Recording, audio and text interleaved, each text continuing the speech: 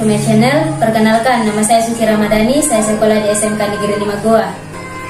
Baiklah, kali ini saya akan menjelaskan tentang komponen-komponen dan fungsi pada komputer atau CPU, serta cara perakitannya. Baiklah, sebelum kita masuk ke perakitannya, saya akan membahas sedikit tentang fungsi komponen-komponen CPU. Yang pertama adalah motherboard. Motherboard berfungsi sebagai penyusun komponen-komponen pada CPU atau komputer. Yang kedua adalah prosesor. Prosesor ini berfungsi untuk mengatur sebuah sistem komputer. Yang ketiga adalah hard disk. Hard disk ini berfungsi untuk menyimpan data file. Yang keempat adalah RAM. RAM berfungsi untuk menyimpan data sementara. Yang kelima adalah chipset. Ini berfungsi sebagai penghubung antara komponen-komponen dengan prosesor. Yang keenam adalah VGA card. VGA card atau kartu grafis ini berfungsi untuk mengolah data yang akan ditampilkan oleh monitor. Yang ketujuh adalah sound card. Sound card ini berfungsi untuk mengolah data video. Yang kedelapan adalah ROM. ROM ini berfungsi sebagai tempat penyimpanan data BIOS.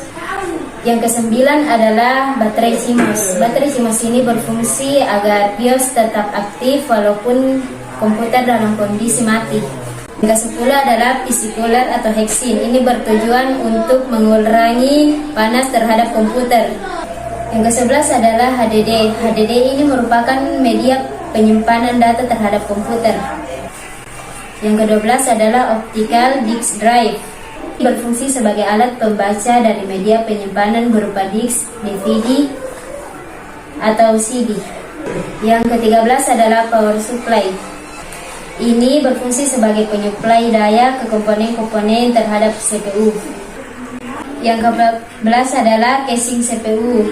Ini berfungsi untuk memasang komponen-komponen lainnya pada CPU serta menjaga agar terhindar dari air, debu, panas sehingga dapat mengganggu kinerja baik CPU.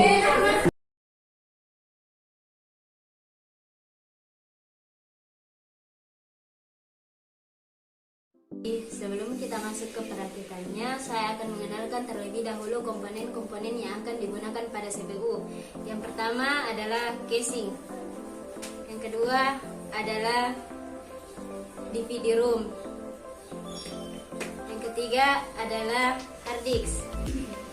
Yang keempat adalah heatsink.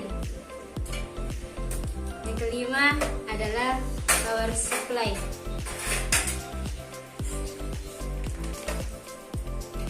Yang keenam adalah RAM.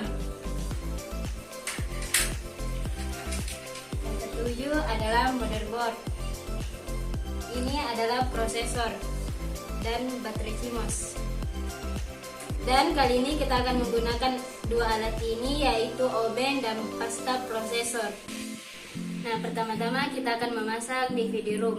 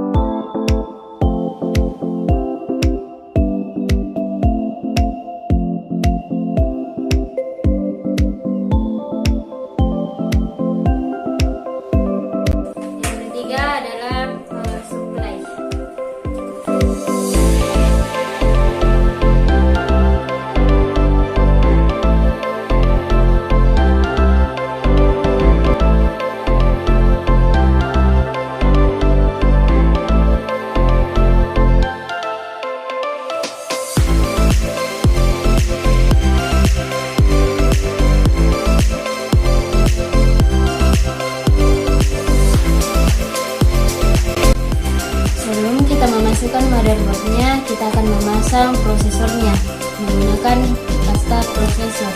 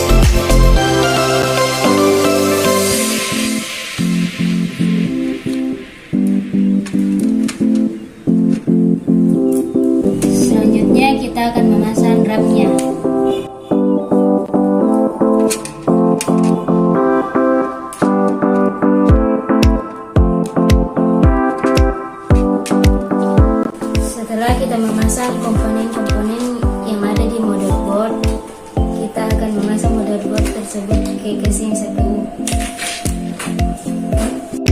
Nah, kita akan memasangnya seperti ini, dan di samping sini harus sesuai dengan back panel. Langkah selanjutnya kita akan memasang kabel front panel di motherboard.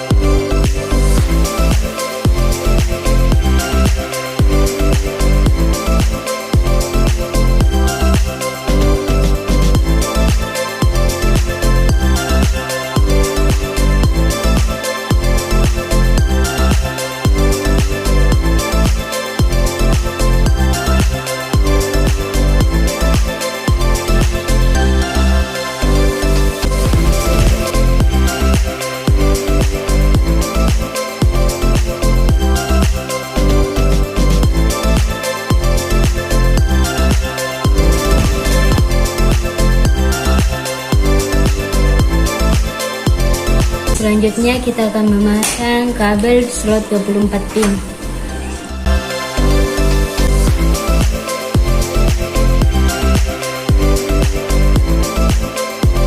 Selanjutnya kita akan memasang kabel slot 4 pin.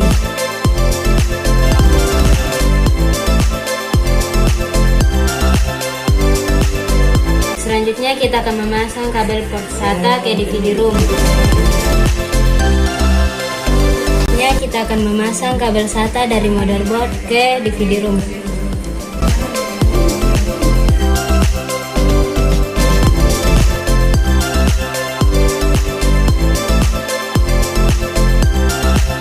Dan yang terakhir kita akan memasang kabel SATA dari motherboard ke hard disk.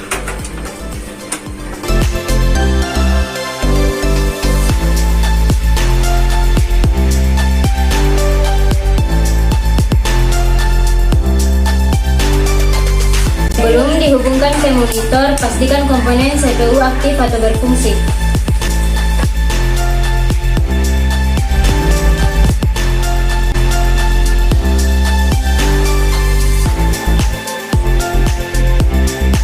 Kita merakitnya, kita akan menampilkannya ke monitor.